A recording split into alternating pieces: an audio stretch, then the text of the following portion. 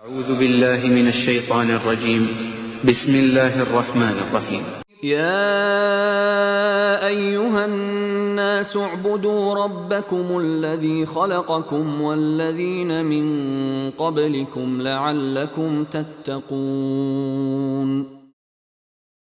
میرے نہایت ہی عزیز اور محترم بھائیوں، دعوت اسلامی تحریک اسلامی کے ساتھی، رب کی رضا کی متلاشی، آج اس محفل میں جتنی تعداد آپ کی ہے، اس سے کثیر تعداد فرشتوں کی یہاں جمع ہے، اور یہ تعداد آسمان تک پہنچ چکی ہے، اور اللہ تعالیٰ ان سے پوچھ رہا ہے، وہ عالم الغیب و شہادہ ہے، کہ میرے بندے کیا کر رہے ہیں؟ فرشتے جواب دے رہے ہیں، تیرے ذکر کے لیے صبح سے جمع ہے، یہ نماز جمعے کا وقت ہو گیا ہے، کھڑے ہو گئے ہیں تیری یاد میں، تیرے کلمے کو بلند کر رہے ہیں۔ وہ فرما رہا ہے تم گواہ رہنا، میں نے ان سب کی مغفرت کر دی۔ ایک فرشتے نے کہا یہاں ایک دنیا کی غرض سے ایک آدمی یہاں آیا ہوا تھا، اس کی غرض دنیاوی کام مطلب تھا، فرمایا ہم جلسا لا یشقی جلیسو، یہ بھی اہل محفل میں شامل ہے اور یہ بھی محروم نہیں جائے گا۔ تو آپ نے تو اس کی منصوبہ بندی مہینوں پہلے کی، اس کے لیے تیاری کی، کافی کوشش کی، کتنا بڑا اجر ہے۔ اور رسول اکرم صلی اللہ علیہ وسلم فرمایا جمعے کے دن مومن دعا کرے، اللہ تعالیٰ اس کی دعا قبول فرماتا ہے، عطا فرماتا ہے، اگر وہ حلال کا رزق کمانے والا ہو اور وہ صلح رحمی کرنے والا ہو۔ اور ہمیں یقین ہے کہ آپ حلال کا رزق کماتے ہیں، صلح رحمی کرتے ہیں، اللہ تعالیٰ آپ سب کی دعاؤں قبول فرمائے۔ ابھی ہم نے سورۃ بقرہ آیت نمبر 21 کے مبارک کلمات سنے۔ اس کا ترجمہ یہ ہے کہ لوگو عبادت کرو اس رب کی جس نے تمہیں پیدا کیا اور تم سے پہلے والوں کو پیدا کیا۔ اس نے زمین بنائی تمہارے لیے فرش، اور آسمان کی چھت تان دی، اور آسمان سے بارش برسائی، اس کے ذریعے زمین سے پھل اور میوے اور پیداوار تمہارے لیے پیدا کرتا ہے، رزق تمہارے لیے مہیا کرتا ہے، اور پھر اس کے ساتھ تم مد مقابل اس کا بناتے ہو۔ یہ کیسے ممکن ہے؟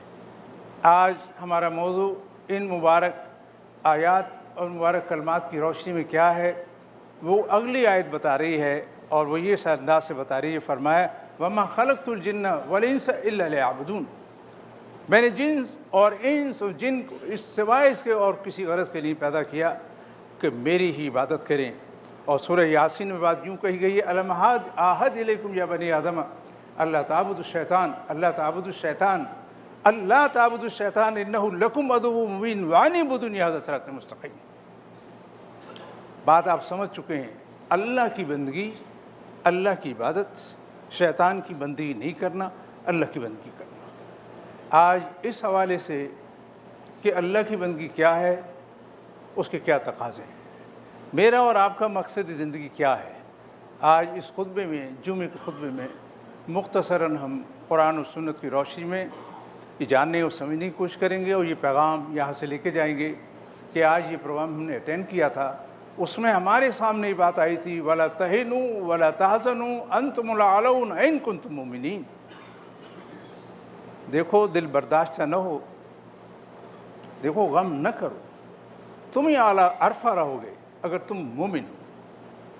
یہ مومن کون ہے، اس کے کیا تقاضے ہیں، اصل میں یہ بات سمجھنے والی ہے۔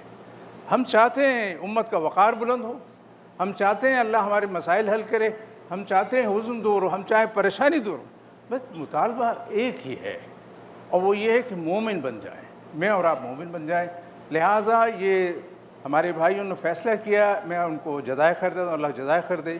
آپ کے لیے تحفتاً یہ کہ مومن کون، کیسے مومن، ایک پوسٹر آپ کے ہر گھر میں لگنا چاہیے، جہاں آپ کی نظر پڑے دن میں 2-3 بار، اور ہر حلقے میں 2 پوسٹر لگنے چاہیے، نظر پڑے اور آپ کو پتہ چلے، اور پھر دیکھیے آپ چند دنوں میں آپ کی زندگی بدل جائے گی، حالات بدل جائیں گے۔ تو میں آپ سے یہ عرض کر رہا تھا کہ مقصد وجود، مقصد زندگی، عبادت، یہ ساری مفہوم قرآن پاک نے بیان کیے، مترادفات کے طور پر بیان کیے ہیں، حقیقت کو واضح کرنے کے لیے بیان کیے ہیں۔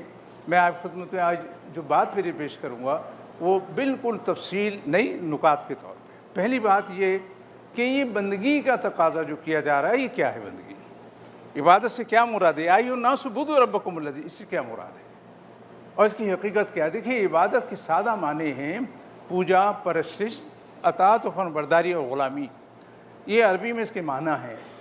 علماء کرام نے اس کے معنی بیان کیے نہایت الحب ما غایت الذل، انتہا درجے کی محبت جس سے ہو جائے اور انتہا درجے کی ذلت، انکساری جس کے ساتھ ہو جائے، وہ اس کا معبود ہوتا ہے اور وہ شخص اس کی عبادت میں ہوتا ہے، اس کی عبادت کر رہا ہوتا ہے۔ علماء کرام نے، مجددین نے، اسلاف نے، صحابہ کرام نے بندگی کی جو تعریف کی ہے وہ یہ کی ہے، ہر معاملہ جو قرآن و سنت کے مطابق ہو، خواہ خرید و فروخت ہو، کاروبار زندگی ہو، پتھر مٹی اٹھانا ہو، یا کوئی کام کرنا ہو، دعوت کا کام کرنا ہو، کوئی پروجیکٹ چلانا ہو، کوئی منصوبہ چلانا ہو، کوئی کام کرنا ہو، وہ عبادت میں داخل ہے اگر وہ رب کی رضا کی خاطر ہو۔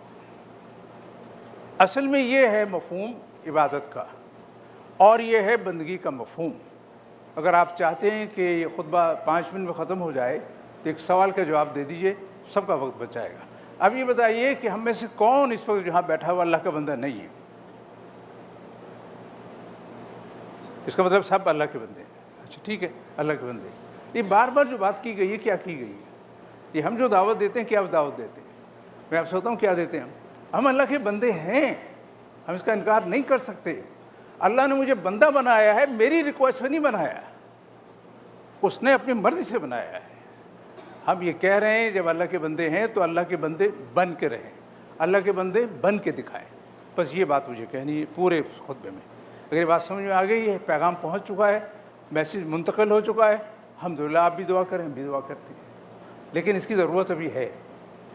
دیکھیے میں آپ سے عرض کروں، ہم جس بندگی کو بندگی کہتے ہیں، نماز، روزہ، حج و زکوٰۃ، بھی اللہ کی بندگی کرنی ہے۔ اب تو اللہ کی بندگی میں کہنا ہے، اب تو ریٹائرڈ ہو گئے، کرنا کیا، اللہ اللہ کر رہی ہے۔ یہ جو مفہوم ہے اس کو واضح کرنے کے لیے ذرا دیکھیے، میں آپ خود سے حوالے رکھ رہا ہوں، جو حوالے قرآن پاک کے آ رہے ہیں۔ اگر یہی بندگی مطلوب ہے تو فرشتے بہت ہیں اور یہ بندگی ہم سے اچھی کر رہے ہیں۔ اللہ تعالیٰ نے فرمایا، اذ قال ربک للملائکۃ انی جاعل فی الارض خلیفہ قالوا اتجعل فیہا من یفسد فیہا ویسفک الدماء نحن نسبح بحمدک ونقدس لک۔ فرمایا اللہ تعالیٰ نے فرشتوں سے کہ میں زمین میں ایک ایسی مخلوق بناؤں، ایک ایسا شاہکار بناؤں جو میرا خلیفہ ہوگا۔ تو فرشتوں نے کہا ایسی مخلوق بنا رہا ہے جو فساد و خون خرابہ کرے گا۔ اللہ تعالیٰ نے فرمایا انی اعلم ما لا تعلمون، جو میں جانتا ہوں وہ تم نہیں جانتے۔ یہ ہے بات، جو رب جانتا ہے وہ آپ جانتے ہیں، فرشتے نہیں جانتے، فرشتوں کو نہیں پتہ ہے۔ اگر یہی عبادت کا مفہوم ہے تو ذرا دیکھیے اللہ تعالیٰ نے کیا فرمایا، الم تری یسبح لہ من فی السماوات والارض والطیر صافات کل قد علم صلاۃہ وتسبیحہ واللہ یعلم ما تفعلون۔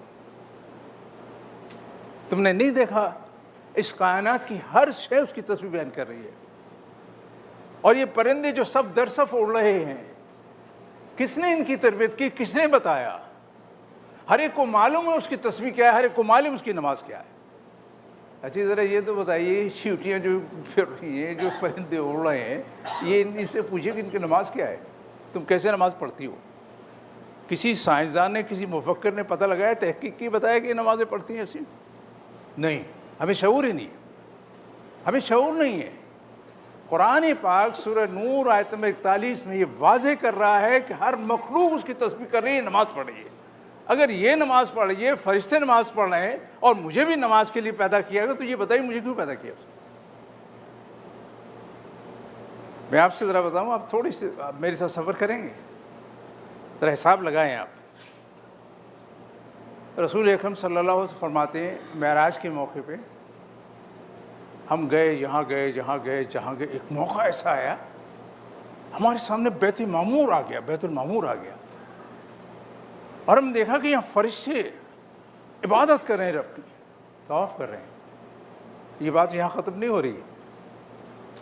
فرمایا دیکھو یہاں 70,000 فرشتے داخل ہوتے تھے اس میں روزانہ، اور پہلی بار داخل ہوئے تھے وہ عبادت کے لیے رب کی آج تک ان کا نمبر نہیں آیا ہے، اتنی عبادت کی ہو جا رہی ہے رب کی۔ ذرا 1450 سال کو ضرب دیجئے، ہر روز سے 364 دن لگائیے عربی کے، اور 70,000 ضرب دیجئے، اتنے تو فرشتے ہیں جناب۔ یہ تو ہمارے حساب معلوم زندگی کے اعداد و شمار کے مطابق اتنے فرشتے عبادت کر رہے ہیں۔ اس وقت دنیا میں کتنے انسان ہیں؟ بہت زیادہ لگائیں گے، مبالغے سے کام لے لیجئے 10 بلین ہے، پھر بھی فرشتوں کی تعداد زیادہ ہے۔ نماز، روزہ، حج و زکوٰۃ تو ہم سے وہ بہتر کر رہے ہیں، چرند پرند بہتر کر رہے ہیں۔ مجھے اور آپ کو کیوں پیدا کیا گیا؟ میرا اور آپ کا کیا مقصد ہے؟ بندگی کا مقصد کیا ہے؟ اس کے تقاضے کیا ہیں؟ وَلَا تَهِنُوا وَلَا تَحْزَنُوا أَنْتُمُ الْأَعْلَوْنَ إِن كُنتُم مُؤْمِنِينَ۔ یہ کیا بات کہی گئی اگر ہم مومن ہوں؟ اب یہ بات سمجھ لیجئے، اصل میں بندگی سے مراد کیا ہے؟ سید ابو العلا مودودی رحمۃ اللہ علیہ کے کلام کا ایک حصہ، حقیقت یہ ہے قرآن حکیم اور اس سے قبل تمام آسمانی کتابیں اور محمد رسول اللہ صلی اللہ علیہ وسلم اور آپ سے پہلے تمام انبیاء علیہ السلام دنیا کے مختلف گوشوں میں آئے، ان کی باتفاق دعوت جس رب کی طرف تھی وہ یہ تھی کہ انسان اللہ کو پورے معنوں میں الہ، رب، معبود، حاکم، آقا اور مالک اور رہنما، قانون ساز، محاسب، جزا دینے والا تسلیم کر لے، اور اپنی پوری زندگی کو، خواہ وہ شخصی ہو، انفرادی ہو، اجتماعی ہو، مذہبی ہو، تمدنی ہو، سیاسی ہو، معاشی ہو، علمی ہو یا نظری ہو، اسی ایک اللہ کی بندگی کو سپرد کر دے۔ اصل میں یہ بندگی ہے۔ مفہوم واضح ہو گیا؟ مزید وضاحت کی ضرورت ہے؟ ہاں، اعادہ۔ اب تک ہم نے 15 منٹ میں کیا سنا اور کیا سیکھا؟ اب تک کے کلام سے ہمیں یہ پتہ چلا کہ اللہ نے ہمیں پیدا کیا ہے، وہی ہمارا خالق ہے، ہمیں خلیفہ اشرف المخلوقات بنایا ہے، اور میرے پیدا کرنے کا، آپ کے پیدا کیے جانے کا خاص مقصد ہے جو کسی مخلوق کا نہیں ہے۔ اللہ نے ہمیں جو شرف دیا کسی مخلوق کو نہیں دیا۔ اگر ہم نے اس مقصد کو نہیں سمجھا، مقصد کو نہیں پایا، مقصد کے لیے قابل کوشش نہیں کی، تو ہماری زندگی رائیگاں، بیکار، فضول، کوئی حاصل فائدہ نہیں ہے، اور ہم ہاتھ ملتے رہ جائیں گے۔ جب وہ فرشتہ آ جائے گا اور پوچھے گا تم کیا کر کے لے کر آئے، تو ہم کہیں گے کنٹینر بھری نیکیاں ہیں، نمازیں ہیں، زکوٰتیں ہیں، یہ روزے ہیں، یہ تسبیحات ہیں، یہ ہیں۔ فرشتے کہیں گے جہاں سے لائے تھے وہیں لے کے جاؤ۔ رب تو یہ پوچھے گا میں نے تمہیں دنیا میں بھیجا تھا، مقصد وہ کیا کیا؟ یہ تو نمازیں پڑھنے والے تو بہت ہیں میرے پاس، ساری کرنے والے بہت ہیں، کیا ہے بتاؤ تمہارے پاس؟ اب بتائیے ہم کیا جواب دیں گے؟ میرے عزیزو، ہم دین اسلام اسی وقت ہم غالب کر سکتے ہیں اس کو، ہم کامیاب اسی وقت ہو سکتے ہیں، دنیا میں خیر، دنیا میں بہتر زندگی ہم خود بھی گزار سکتے ہیں اور دنیا کی زندگی بہتر بنا سکتے ہیں، جب ہم اپنے مقصد کا شعور حاصل کریں اور اس مقصد کو شعوری طور پر قبول کر کے حاصل کرنے کی کوشش کریں۔ اگر مقصد حاصل نہیں ہوا تو گویا کہ ہماری پوری زندگی بیکار گئی، بے فائدہ گئی۔ اس مقصد کو چند کلمات میں مختصر میں آپ خود میں اشارتاً گفتگو کرنے کی کوشش کر رہا ہوں۔ وہ کیا ہے؟ قرآن کے مطالعے سے ہمارے سامنے جو بات آتی ہے، سب سے پہلی بات یہ آپ سمجھ جائیں گے کہ میں کوئی نماز، روزہ، حج و زکوٰۃ کی اہمیت نہیں بتانا چاہ رہا، یا مجھے پتہ نہیں ہے اس کی اہمیت، یا یہ اہمیت سے میں آپ کی میری گفتگو سے آپ کو غلط فہمی شاید ہو گئی، یہ بات نہیں۔ اب اس کو ذرا گن لیجئے اور پورا شریعت کا احاطہ کیجئے۔ اب آپ دیکھیے میرے اور آپ کے آنے کا مقصد زندگی کیا ہے، ہر انسان کا، جس کو اللہ نے فرمایا جاعل فی الارض خلیفہ، اور فرمایا یا ایھا الناس اعبدوا ربکم الذی خلقکم والذین من قبلکم، اور فرمایا ولا تہنوا ولا تحزنوا وانتم اعلون ان کنتم مؤمنین۔ یہ مومن کون ہوتے ہیں، اس کے کیا تقاضے ہیں؟ پہلے نظری بات سن لیجیے۔ میری اور آپ کی زندگی کا مقصد وجود، پہلی بات ارکان ایمان قبول کرنا، شرعی طور پر ماننا، اس کے بغیر کوئی بات آگے نہیں بڑھتی۔ ارکان ایمان وہ کتنے ہیں؟ کتنے جی؟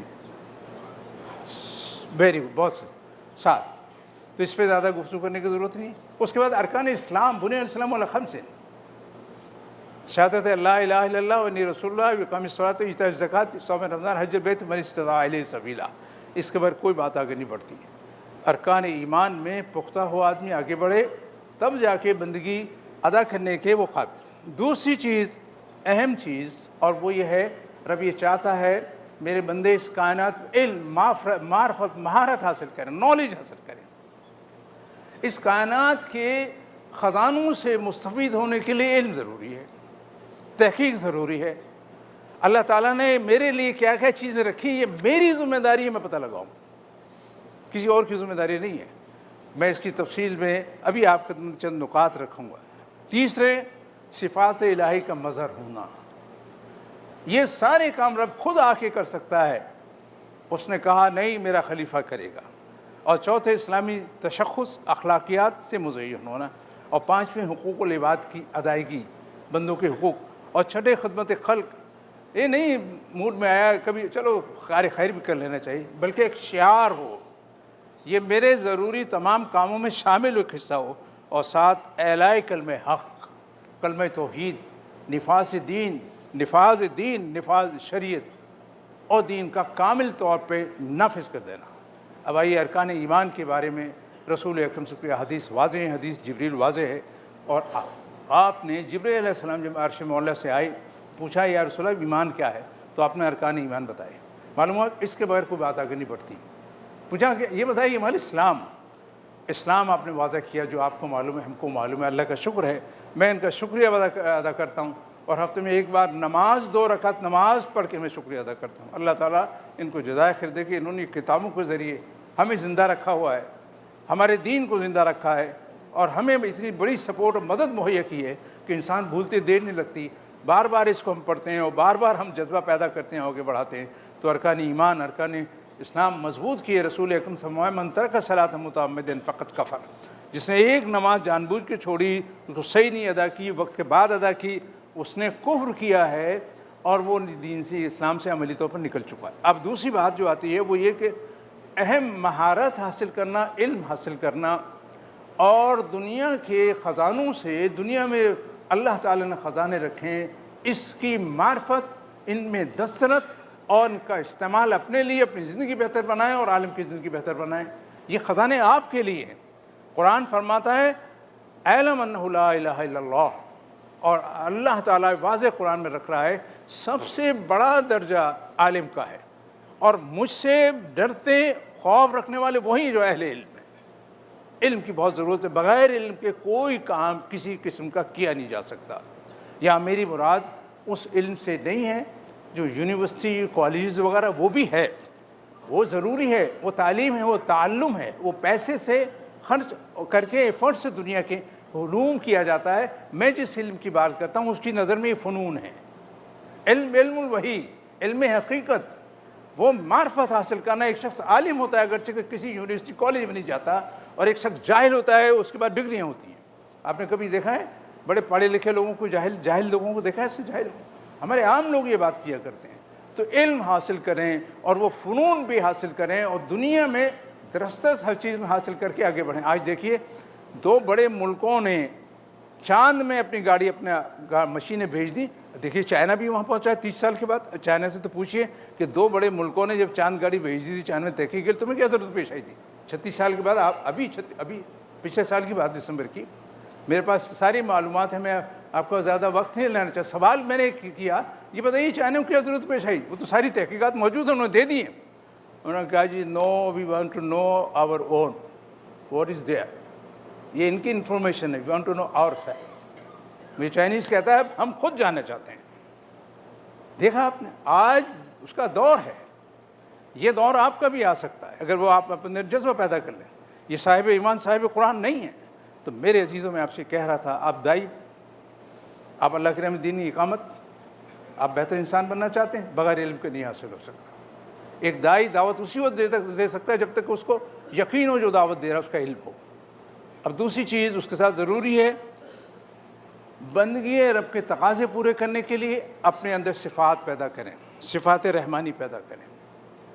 جو رب کرنا چاہتا ہے وہ آپ کے ذریعے کرنا چاہتا ہے۔ وہ رحیم ہے، آپ بندوں پر رحم، وہ دینے والا ہے، بندوں کو دیں۔ وہ بندوں کی دیکھ بھال کرنے والا آپ بندوں کی دیکھ بھال کرنے والا، وہ بندوں کی پرورش کرنے والا آپ بندوں کی پرورش کرنے والے بن جائیں۔ ڈاکٹر حضرات سے کافی، جس کو انگریزی میں کہتے ہیں کیا انٹریکشن ہوتا ہے نا، ہاں ڈاکٹر حضرات سے، انجینئر حضرات سے تقریباً زیادہ سبھی سے ہوتا ہے تقریباً۔ تو ڈاکٹر حضرات عموماً جو ہے ان کی آپ کو پتہ ہے نفسیات اعلیٰ درجے کی وہ مختلف ہوتی ہے، انجینئرس کی مختلف ہوتی ہے، لیبر کی ٹیکنیشین کی مختلف ہوتی ہے، مینجمنٹ کے لوگوں کی مختلف ہوتی ہے، ہر ایک کی الگ۔ یہ دائی ہے، دائی سمجھتا ہے کہ ڈاکٹر انجینئر سے بات، ڈاکٹرس کہتے ہیں ہمارے مسائل یہ 10 بجے فارغ ہوتے ہیں، آپ کے کاموں میں حصہ لکھتے، آئیے دیکھتی۔ اوہ میں نے کہا بھی ڈاکٹر صاحب مسئلہ کیا ہے بتائیے، بیٹھتے ہیں۔ میں نے کہا دیکھیے بات سنیے آپ، مسئلہ کچھ بھی نہیں ہے، صرف سمجھ کا ہے۔ You change your belief system change the life. کہنے لگے کیا بات ہے؟ میں نے کہا اللہ تعالیٰ یہ سارے کام کر سکتا ہے، آپ کی ضرورت نہیں ہے۔ ایک ڈاکٹر آپریشن کر میں کہ آپ کی ضرورت نہیں ہے، وہ سارا خود کر لے گا۔ نہیں میں نے کہا بھائی نہیں ہے، جانوروں کو کون آپریشن کرتا ہے؟ جانوروں کے بچے نہیں پیدا ہوتے، جانوروں کی افزائش نسل نہیں ہو رہی ہے ڈاکٹر صاحب، یہ دیکھیں وہ بھی دنیا میں رہتے ہیں نا۔ بھائی انسانوں کے لیے ڈاکٹر چاہیے، کیوں؟ میں نے کہا ڈاکٹر صاحب کیوں؟ وہ چاہتا ہے میرا کام ڈاکٹر کرے، تو تمہارا کام اللہ کا کام تمہاری ضرورت کیا ہے، یہ جو تمہیں معاوضہ مل رہا ہے پیسے میں نہ گنو، کام دیکھو، یہ شرف اس نے بلند کیا۔ اصل میں یہ چاہتا ہے آپ وہ اپنے اندر اوصاف پیدا کر لیں، آپ انشاءاللہ کامیاب رہیں گے۔ اور چوتھا یہ ہے کہ اسلامی اخلاقیات، اور اس پہ تو مجھے بات کرنے کی ضرورت نہیں ہے، اللہ تعالیٰ آپ کو جزائے خیر عطا فرمائے۔ آپ کے اخلاقیات، تربیت، ہماری تربیتی نظام بار بار اس کی تلقین ہوتی ہے، یاد دہانی ہوتی رہتی ہے۔ اور یہ جو غلطیاں ہوتی ہیں، کوتاہیاں ہوتی ہیں، اس بات کی علامت ہے کہ آپ سیکھتے ہیں۔ میں نے آپ سے کہا نا کہ اذان کے وقت دنیاوی باتوں میں مشغول ہو گئے، اور یہ سارا دیکھیں یہ علامت ہے کہ آپ سیکھنا چاہتے ہیں اور آپ سیکھ سکتے ہیں۔ اگر آپ غلطی نہیں کریں گے تو کبھی نہیں سیکھیں گے۔ میں آپ خدمت پہ صرف 2 باتیں یہ رکھ کے آگے بڑھوں گا۔ رسول اکرم صلی اللہ علیہ وسلم کے بارے میں فرمایا جاتا تھا کانا خلق القرآن، اور آپ نے فرمایا انما بعثت لاتمم مکارم الاخلاق، میری بعثت کے مقاصد میں سے ہے کہ میں اخلاق کی تعمیر کروں، تکمیل کروں۔ جو رسول اکرم صلی اللہ علیہ وسلم کے پیرو ہیں، جو دعویٰ کرتے ہیں، جو درود شریف آپ پہ پڑھتے ہیں، میرے عزیزوں ان پہ واجب ہے کہ وہ اخلاق کا وہ عملی طور پہ نمونہ پیش کریں۔ اور نبی اکرم صلی اللہ علیہ وسلم کے بارے میں پوچھا گیا، عائشہ صدیقہ رضی اللہ تعالیٰ عنہ سے کیف کان خلقہ صلی اللہ علیہ وسلم۔ تو دیکھیے ایک موقع میں آپ کے سامنے تصویر رکھتا ہوں، وہ ویڈیو تو نہیں بنی ہے، کلپ بھی نہیں ہے میرے پاس، لیکن تصورات میں آپ کو تصویر دکھا سکتا ہوں۔ چلتے ہیں ذرا مدینے۔ رسول اکرم صلی اللہ علیہ وسلم کی رحلت ہو چکی ہے، عائشہ صدیقہ رضی اللہ عنہ عبداللہ بن زبیر آتے ہیں، کہتے ہیں کیف کان خلقہ صلی اللہ علیہ وسلم، رسول اکرم اخلاق کیسے ہوا کرتے تھے؟ وہ فرما رہی ہیں عبداللہ بن زبیر، پڑھتے ہیں بیٹے، عبداللہ بن زبیر بھانجے تھے، اس کو پتہ، تم قرآن نہیں پڑھتے؟ وہ یار میں تو پڑھتا ہوں روز قرآن۔ اب پڑھو، تو دیکھیے اب پڑھو۔ قرآن کھول کے بیٹھ گئے، سورہ مومنون نکالو، سورہ مومنون نکالی، پڑھنا شروع کی، 10 آیت تک پہنچے، رک جاؤ، روک دو، سنو، یہ تھے رسول اکرم کے اخلاق۔ سورہ مومنون کی 10 آیت پڑھ جائیے، 7 باتیں ہیں، زیادہ نہیں ہیں۔ یہ اخلاق سے آپ مزین ہو جائیے۔ میرے عزیز اسلامی اخلاقیات ہی ہیں ساری کی ساری۔ اور رسول اکرم صلی اللہ علیہ وسلم، کیا میں آپ کے سامنے احادیث پیش کروں؟ میرے عزیز، آپ نے فرمایا، وہ حدیث سن چکے ہیں، اگر تمہیں 4 چیزیں پائی جائیں تو دنیا کسی دولت، کسی کمی کا غم نہ کرنا۔ اس میں سے ایک اخلاق آپ نے بیان فرمایا۔ اور 5ویں حقوق العباد، میرے عزیز حقوق العباد کے بارے میں تو ہر جمعے تلقین کی جاتی ہے، اور بھی آپ سنیں گے، ان اللہ یامر بالعدل والاحسان وایتاء ذی القربى وینہی عن الفحشاء والمنکر والبغی یعظکم لعلکم تذکرون۔ یہ ایتاء ذی القربى یہ ہر جمعے کو تلقین ہے۔ اللہ تعالیٰ سارے گناہ معاف کر دے، اختیار ہے اس کو، حقوق العباد نہیں معاف کرے گا، اس نے واضح کہہ دیا۔ رسول اکرم صلی اللہ علیہ وسلم فرمایا اللہ تعالیٰ شہید کے سارے گناہ بخش دے گا، دین معاملات نہیں بخشے گا۔ ایک آدمی اپنی زندگی خرچ کر کے، خون، زندگی اللہ کی راہ میں سارا کچھ قربان کرنے کے بعد پہنچا ہے اور وہ بخشا نہیں جا رہا ہے۔ میرے عزیزو، اس کا خاص اہتمام کی ضرورت ہے۔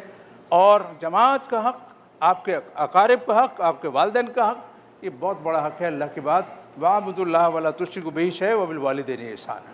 اور چھٹی بات، خدمت خلق بطور شعار واضح طور پر ارشاد ہے سورہ حج کے آخر میں، یا ایھا الذین آمنوا ارکعوا واسجدوا واعبدوا ربکم، وَافْعَلُوا الْخَيْرَ لَعَلَّكُمْ تُفْلِحُونَ۔ ہم واپس چلتے ہیں، میں نے آپ سے کیا بات کی تھی؟ عبادت، نماز، روزہ، حج و زکوٰۃ، ٹھیک ہے؟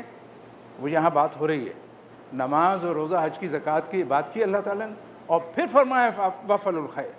اب یہ بتائیے کہ نماز اور روزہ حج و زکوٰۃ کے بعد فرمایا خیر کا کام کرو، تو کون سی خیر ہے؟ ظاہر کوئی خیر تو ہے نا۔ تو وہ خدمت خلق، اللہ کی مخلوق کی خدمت، اس کا درد، اس کے لیے بے چین رہنا جو رسول اکرم سے فرمایا۔ اور یہ حدیث شریف نبی اکرم خیر الناس من ینفعون، بہتر انسان وہ ہے جو لوگوں کو فائدہ پہنچاتا ہے، اور فرمایا احب الناس من ینفع الناس، اور آپ نے فرمایا سب سے بہتر عمل اللہ تعالیٰ کے نزدیک وہ ہے جو نماز فرض کے بعد کیا جائے، کسی محتاج ضرورت مند محروم کو خوشیاں مہیا کرنا۔ تو پھر عزیزوں، میں آپ سے اب بات کر رہا تھا مقصد کس کی؟ اگر خطیب بھول جائے، مدرس بھول جائے تو آپ بتا تو دیں۔ ہمارے دنیا میں آنے کا مقصد کیا ہے؟ کیریئر، زمین، جائیداد، فیملی، اپنا اسٹیٹس ہے نا؟ یہ عمل تو یہی ہو رہا ہے بھائی، مقصد جو ہوگا اپنی جگہ پہ، عمل تو یہی ہو کر رہے ہیں، خیر آپ تو نہیں ہیں ان میں سے۔ مقصد زندگی ہمارا یہ ہے اللہ کے کلمے کو بلند کرنا، اور اس سے پہلے میں نے آپ خدمت رکھا اعلیٰ اخلاق، حقوق العباد، حسن خلق، اور کیا رکھا آپ کے سامنے؟ ایمان، اور اس کی اطاعت و فرمانبرداری، یہ بات رکھی۔ اب آئیے سنیے، اگر یہ نہیں کیا اور سارے کام کیے تو کیا جواب دیں گے ہم؟ وہ ہے کلمہ الہ حق، مقصد زندگی کا سب سے اہم کام، بندگی رب کے تقاضے۔ اگر یہ ہم نے نہیں کیا اور سارے کام کیے تو میرے عزیزو، وہ کام سارے ہمارے بے فائدہ ہو سکتے ہیں اگر ہم نے دین کو عملی نافذ نہ کیا، معاشرے میں عملی طور پر اس کو تمام شعبہ حیات زندگی میں نافذ نہیں کیا۔ جیسے کہ ابتدا میں نے آپ سے عرض کیا تھا، اس کو کہتے ہیں دین کے نفاذ، کلمہ الہ حق، نظام مصطفیٰ، نظام زندگی، نظام جو بھی آپ اصلاح کہتے ہیں، جو بھی نام دیتے ہیں، جو جماعت، جو لوگ جو بھی کچھ کہتے ہیں، بات وہی ہے، وہ ہماری بات کہہ رہے ہیں، اپنے الفاظ میں کہہ رہے ہیں، ہم ان کا کام کر رہے ہیں، وہ ہمارا کام کر رہے ہیں۔ اور یہ بات میں آپ خدمت میں دو حوالے دے کے میں اس بات کو میں ختم کرتا ہوں۔ فرمایا اللہ سبحانہ و تعالیٰ نے سورہ 3 میں الیس اللہ باحکم الحاکمین، کیا اللہ تعالیٰ سب سے بڑا حاکموں کا سب سے بڑا حاکم نہیں ہے؟ حاکموں سے اعلیٰ عرفہ نہیں؟ آپ صلی اللہ علیہ وسلم یہ پڑھنے کے بعد کہا فرمایا کرتے تھے، بلا سبحانک بلا، تو پاک ہے تمام عیوب سے کامل، میں اس پہ گواہی دیتا ہوں، شہادت دیتا ہوں، ہم بھی شہادت دیتے ہیں، ہم بھی گواہی دیتے ہیں۔ تو میرے لیے کیا ہے؟ اس کی حاکمیت اعلیٰ کو ثابت کر دینا، منوا دینا، نظریات سے لے کے عبادات تک، عبادات سے لے کے معاملات تک، معاملات سے سیاست، اقتصادیات، ہر شعبے زندگی میں اس کی بڑائی تسلیم ہو جائے، وہ رب مان لیا جائے۔